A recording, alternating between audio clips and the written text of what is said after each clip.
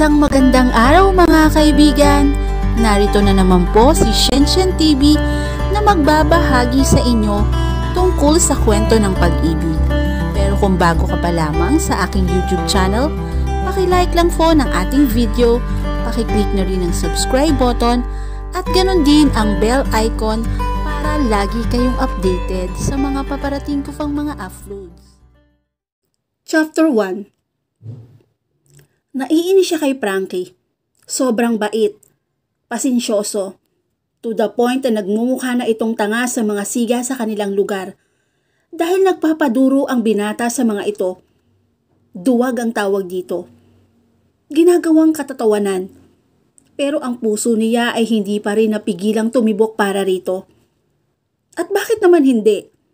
He is the most handsome man that she laid her eyes on.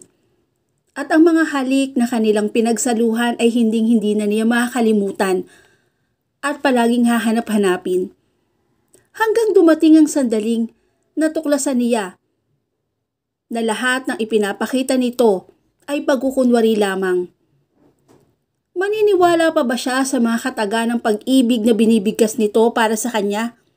Gayong hindi naman pala niya ito kilala. Ikaw si Frankie? Nakangiting salubong ni Mang Julian sa binata nang buksan ang pinto. Oho, pasok ka. Kanina pa nga kita hinihintay eh. Maupo ka. Salamat ho. Siya nga pala.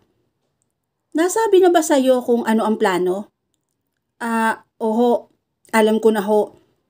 Kaya mo ba? Oho naman. Sanay naman ho ako sa hirap eh.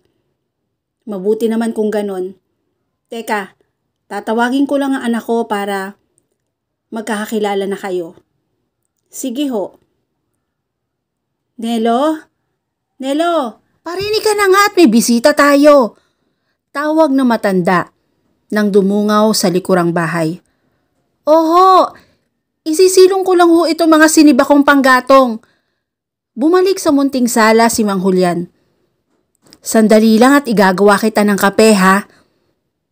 Huwag na kayong mag-abala. Nagmerienda na ho ako sa bayan. Ganun ba? Sige, hintayin na lang natin si Nelo para...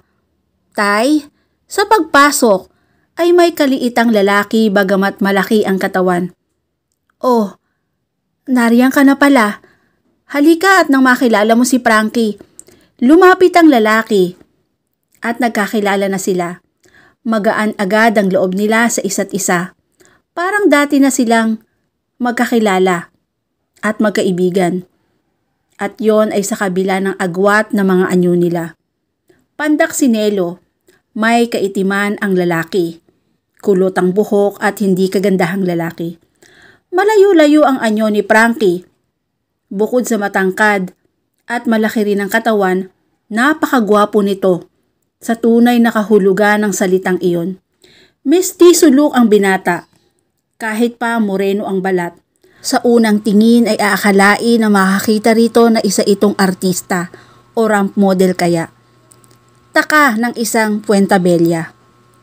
O ngayon, dito ka na muna titira at mamamasukan kang trabahador ng hasyenda sa San Jose. Sigurado ka ba nakakayanin mo? Naninigurong tanong ni Nelo nang patungo na sila sa asyenda at kung saan ipapasok nito ng trabaho si Frankie. Oo naman, huwag kang mag-alala. Hindi lang basta training ang pinagdadaanan ko sa agency namin. Sinanay din ako na gumapang sa burak o kaya umakyat ng bundok o kahit na bumuhat ng mabibigat na bagay.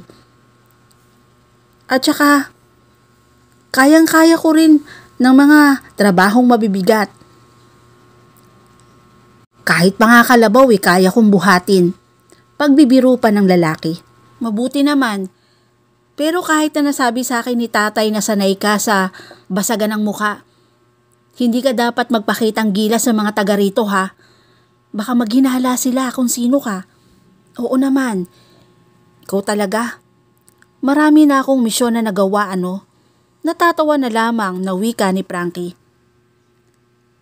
Mabuti.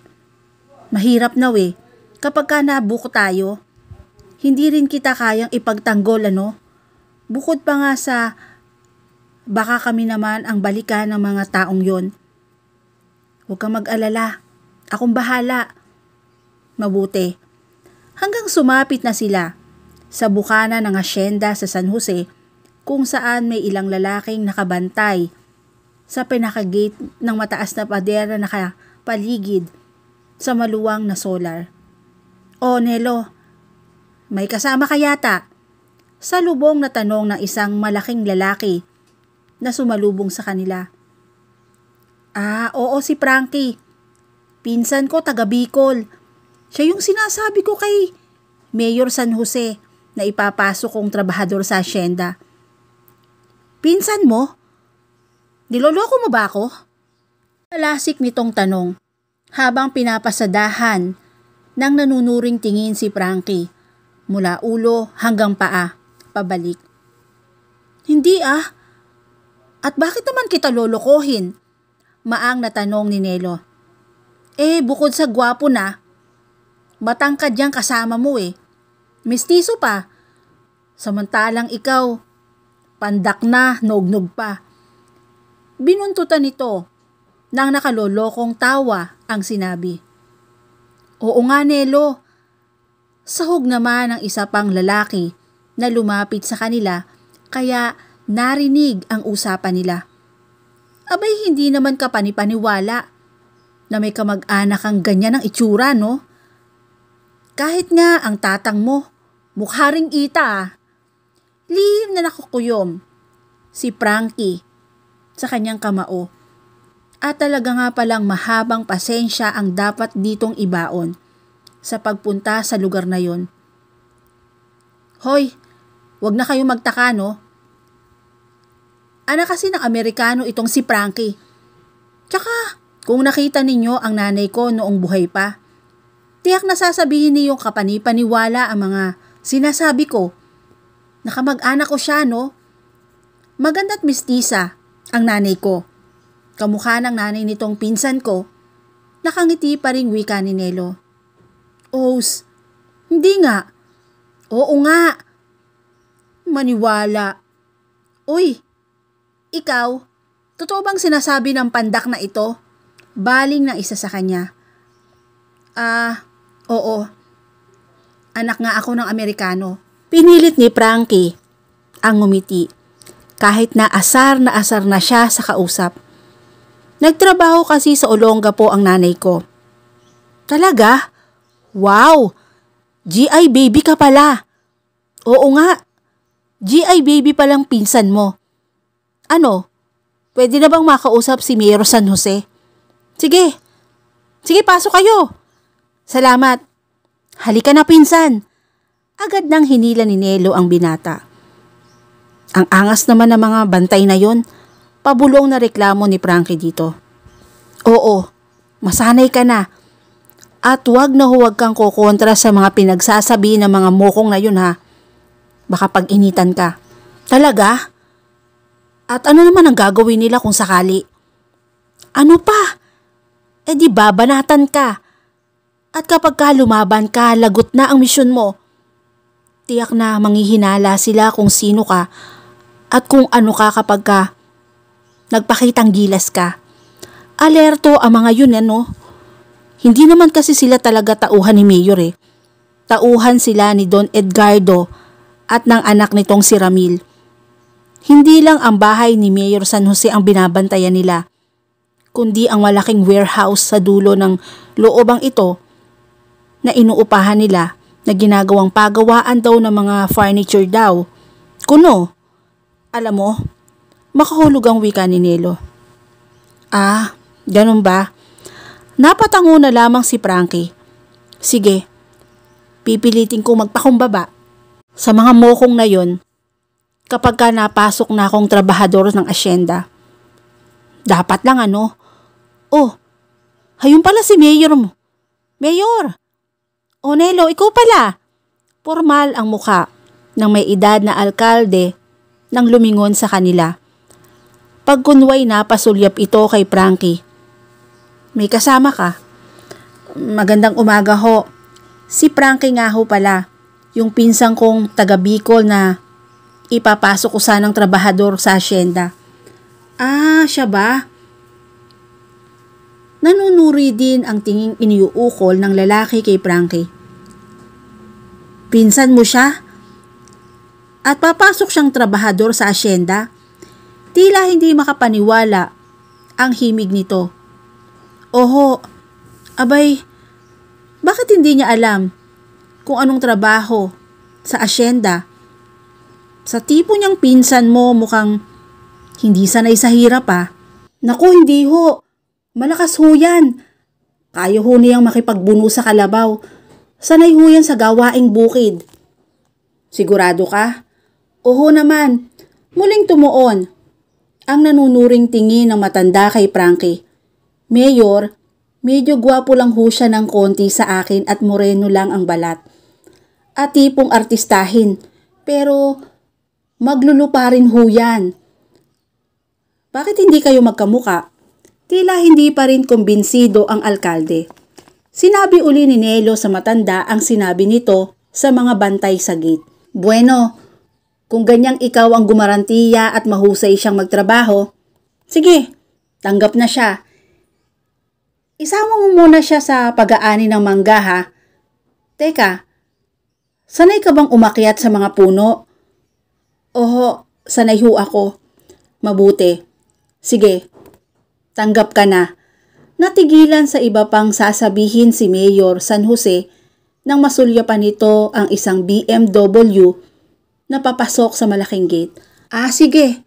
Bahala ka na sa kanya ha. Ipalista mo kay Mang Mando ang pangalan niya para masama na sa mga seswelduhang tauhan. Dumating na ang anak ko galing Maynila. Sasalubungin ko lang. Sige ho. Frankie, tara na doon sa dulo para maipakilala kita kay Mang Mando. Oo. Sumunod ang binata sa paghakbang ni Nelo. Pero palingon-lingon siya sa ginagawian ni Mayor San Jose. Kaya nahagip din ng kanyang tingin ang babaeng bumaba mula sa BMW. Wow! What a babe! Bulong sa isip ng binata habang tila may malakas na dagundong sa loob ng kanyang dibdib. Kahit na may 200 metro, ang layo nila sa bagong dating na sasakyan, hindi nakaligtas sa kanyang paningin ang magandang dalaga. Bumaba mula roon. Napakaamong mukha na binagaya ng mahaba at kulot-kulot na buhok, lalo pa at napakatamis ng ngiti sa mga labi nito habang pasalubong kay Mayor San Jose. Siya palang anak ni Mayor na nasa lungsod. Ang ganda at ang sexy, mukha pang mabait. Hoy! Biglang tinapik ni Nelo sa balikat si Frankie. Anong bakit? Baka mabangga ka sa puno o baka madapa ka. Sa kalilingon mo diyan. Nagpatuloy ito sa paglalakad, patungo sa dulo ng looban. Ha? Ano? Natulala ka rin sa ganda ng anak ni Mayor, ano? Nakangising wika ni Nelo. Ha? Anong pangalan niya? Hindi pa rin tumigil sa kalilingon ng binata, kahit na naglalakad. IB. Mabait yan, mababa ang loob. Lalo na sa mga trabahador sa asyenda. Talaga? Mabait siya sa'yo? Oo naman. Palagi niya akong hiningitian kapag nakikita ko. Talaga? Ngingitian din niya ako kapag nakita niya ako. Natigilan sa paglalakad si Nelo at humarap sa kanya. Hoy, mukhang masama ang tama mo sa anak ni Mayor ah. Nakangising wika nito nang mapagtanto kung bakit siya tanong ng tanong. Ang ganda naman kasi Pilyo ang ngiti sa mga labi ni Frankie. Tama ka. Ang ganda nga ni Senyorita Ivy. Pero, window ka. Binabakuran niya ng mga anak ni Don Edgardo na si Ramil. Dito sa bayan. Walang nangangahas na manligaw sa kanya dahil hinaharang agad. Nang lalaking yon, yung Ramil na yon. Natigilan si Frankie. Ramil? Yung anak ni Don Edgardo na kailangan kong bantayan? Tama ka. Deadly ang isang yun eh. Pare, mukhang baliw na baliw kay Ivy kahit na ilang busted na ang inabot. Talaga? Oo. Mukhang hindi papayag si Ramil na mapunta siya sa iba. Talaga ha? At bakit mo naman nalaman yan? Siyempre naman syota ko yata yung labandera nila sa mansyon na si Mosang. Siya ang nagkukwento sa akin ng bagay na yon. Aba, may ispay ka pala sa loob ha? Sinabi mo pa. Pero teka muna, talaga bang type mo? Oo naman Heto nga, at mukhang titibok-tibok na ang puso ko. Windaw ka. Baka nakakalimutan mo ang kalagayan mo sa pagtira sa bayan namin. Isa ka lang hamak na magsasaka na walang karapatang magparamdam sa kanya. Sa magandang senyorita, natigilan si Frankie. Oo nga pala dapat ay palagi niyang naalala ang bagay na yon. Hindi dapat magkaroon ng komplikasyon ang bagay na talagang ipinunta niya roon. Don't make business with pleasure. Marami siya roon sa lungsod. Pero isang huling sulyap ang ginawa niya para lang masilayan ang kagandahan ni Ivy. Napasulyap na pala ito sa gawin nila at hindi sinasadyang magtama ang mga mata nila. Hindi napigilan ni Frankie ang simpatikong ngiti na ipinagkaloob niya rito. At dito na po natatapos ang unang kabanata ng aking kwento. Muli po, samahan niyo po akong muli sa susunod pang kabanata. Thank you for watching and God bless all.